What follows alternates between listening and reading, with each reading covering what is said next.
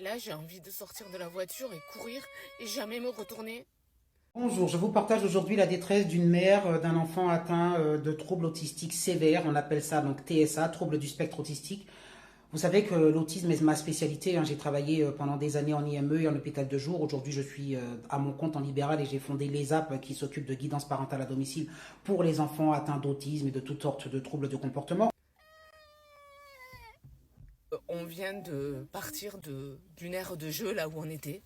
Noam est parti en crise à cause d'une tablette qu'il a lancée.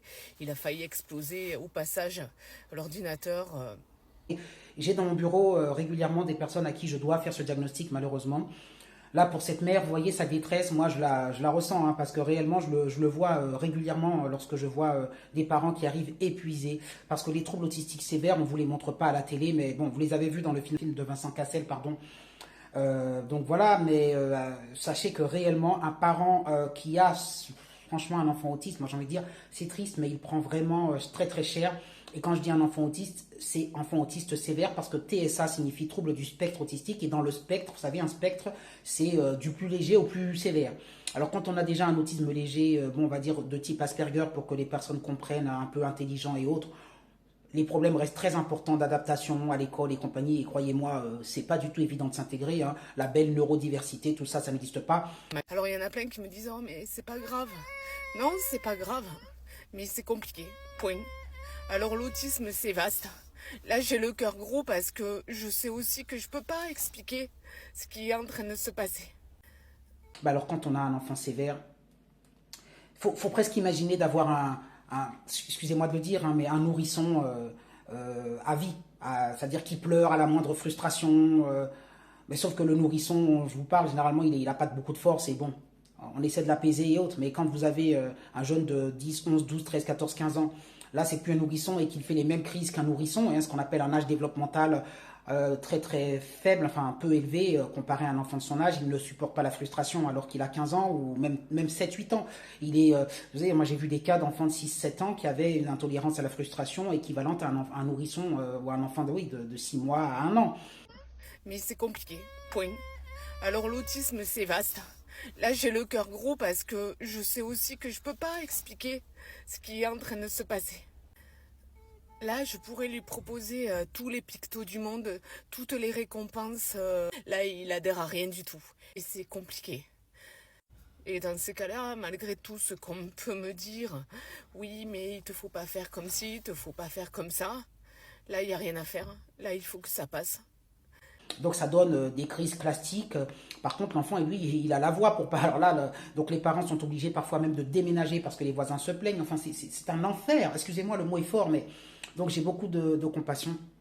Et puis, alors quelle est la solution? Parce que si vous avez un enfant comme ça, comme je l'ai dit, d'abord, il faut consulter le plus tôt possible, il faut se faire aider. Il y a des méthodes de psychoéducation, j'en parle dans mon livre, encore une fois, c'est pas pour faire la promotion, mais les parents, moi que je vois, ce qui m'attriste, c'est qu'ils ne sont pas formés. Je leur dis, mais est-ce que vous savez ce qu'est un R+, un R-, un P+, un P-? Ah non, je ne sais pas. Je me dis, mais donc, vous avez besoin d'être outillé, d'avoir des armes éducatives pour répondre à ces comportements et essayer de les atténuer.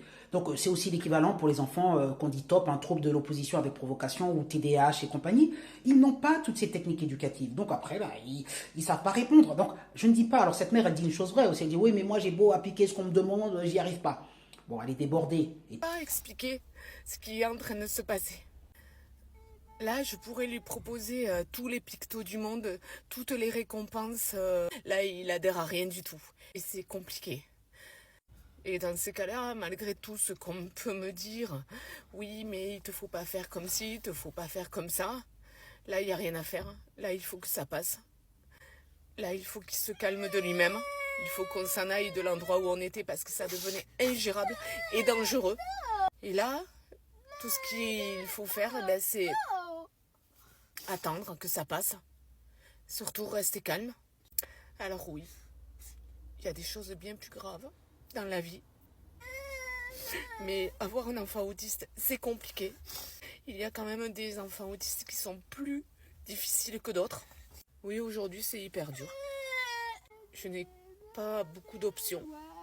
Enfin, l'option que j'ai, c'est de rester calme, de pleurer éventuellement, Puis bon, à un moment donné, de toute façon, quand c'est sévère comme ça, il faut se faire relayer par des professionnels, hein, de toute façon. Voilà, postez vos commentaires, j'essaierai d'y répondre un maximum, mais ne me faites pas des textes très très longs, s'il vous plaît, dans les messages. Je préfère que vous m'appeliez. Voilà, je vous remercie, bonne journée. Mais franchement, ça c'est vraiment une phrase que je pense et je ne reviendrai jamais là-dessus. J'aime mon fils plus que tout. Mais vraiment, avoir un enfant autiste, c'est un bonheur que je ne souhaite à personne.